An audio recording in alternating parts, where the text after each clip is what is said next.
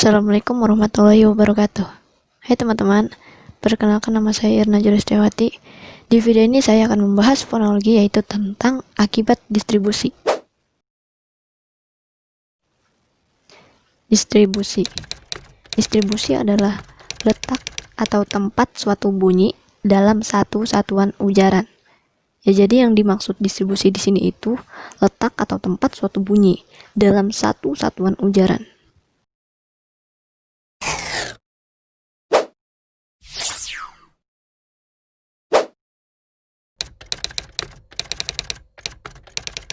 Akibat distribusi akan terjadi perubahan bunyi yang disebut aspirasi, pelepasan atau rilis, pemaduan atau pengafrikatan, harmonisasi vokal, dan yang terakhir, netralisasi.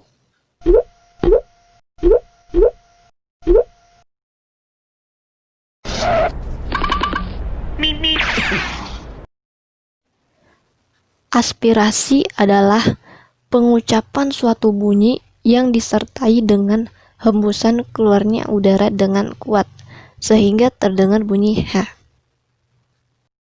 Layer 2015 memaparkan bahwa proses aspirasi merupakan proses di mana konsonan tak bersuara dalam pengucapan diikuti dengan hembusan yang keluarnya dengan keras. Bunyi yang mengalami proses aspirasi tersebut disebut bunyi aspirat.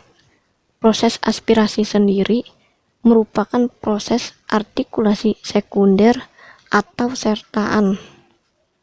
Letupan yang muncul setelah bunyi tak bersuara dinamakan dengan H. Kecilnya ukuran lambang tersebut melambangkan bunyi tersebut bukan bunyi primer.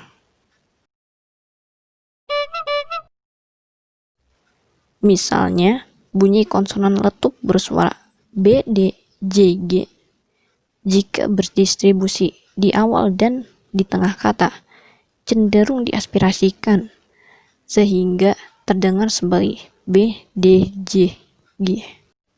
Contohnya, kata baru yang diaspirasikan dengan baru, kata datang dengan datang, dan jatuh dengan jatuh.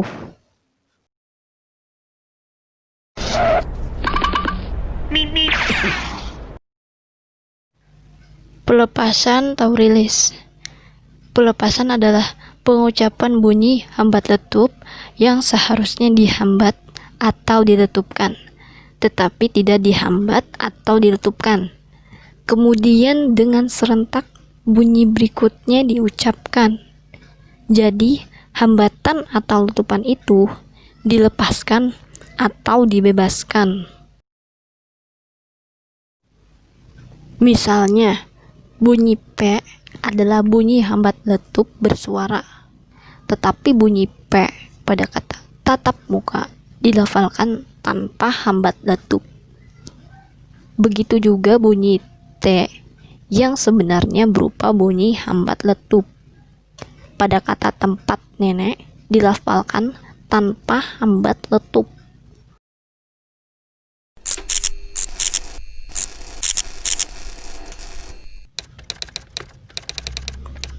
Pelepasan dibedakan atas lepas tajam, lepas nasal, dan lepas sampingan.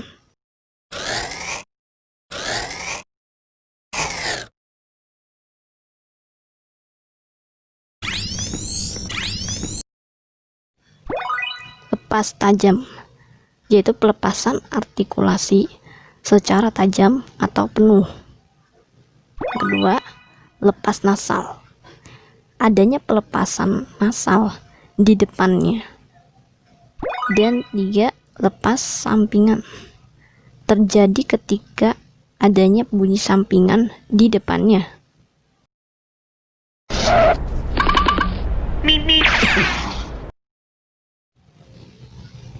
Menurut Layer 2015, pemaduan adalah penghilangan bunyi hambat.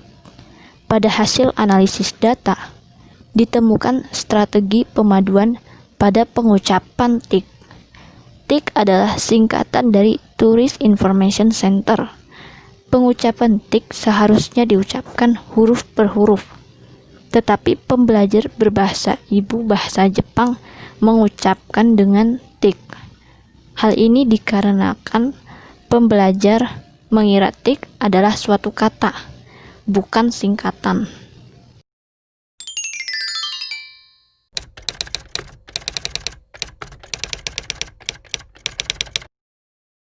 Pengafrikatan adalah penghilangan letupan pada bunyi hambat letup. Dalam hal ini, setelah hambat letup dilepaskan, lalu bunyi digeserkan secara perlahan-lahan. Jadi artikulasinya bukan hambat letup, melainkan menjadi hambat geser.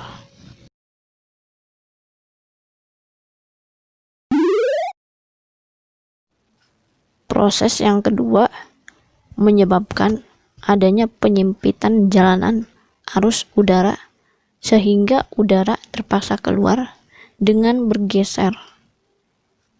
Artikulasinya menjadi hambatan letupan. Gabungan antara hambatan dan geseran disebut paduan atau afrikat. Prosesnya disebut paduanisasi atau pengafrikatan. Contohnya, kata alat yang diafrikatkan menjadi alat, dan hebat yang menjadi hebat.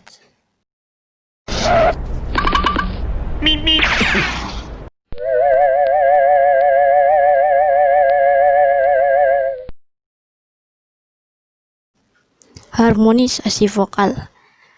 Harmonisasi vokal adalah proses penyamaan vokal pada silabel pertama terbuka dengan vokal pada silabel kedua yang tertutup.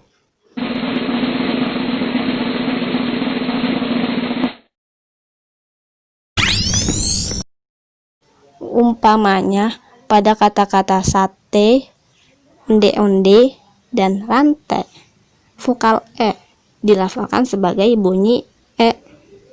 Tetapi pada kata karet, coret, dan kontat diucapkan sebagai bunyi e.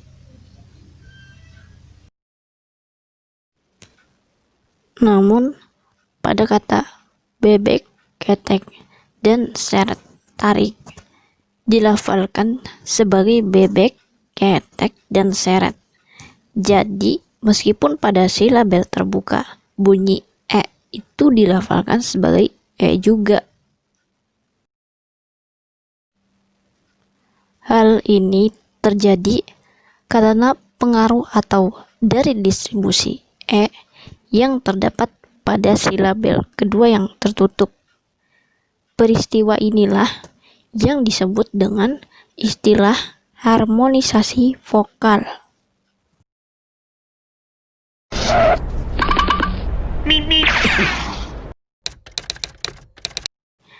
Netralisasi adalah hilangnya kontras antara dua buah fonem yang berbeda.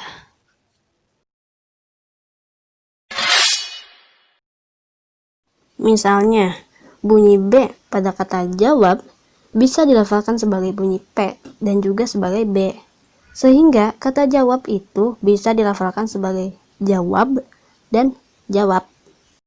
Hal seperti ini di dalam kajian fonemik disebut arkifonem, yakni dua buah fonem yang kehilangan kontrasnya. Simpulan, akibat distribusi merupakan bentuk perubahan bunyi dalam kajian fonologi yang terjadi karena disebabkan atau dipengaruhi oleh posisi atau letak suatu bunyi dalam satu satuan ujaran. Oke teman-teman, itu tadi pembelajaran kita kali ini. Kurang lebihnya mohon maaf, semoga bermanfaat. Terima kasih. Wassalamualaikum warahmatullahi wabarakatuh.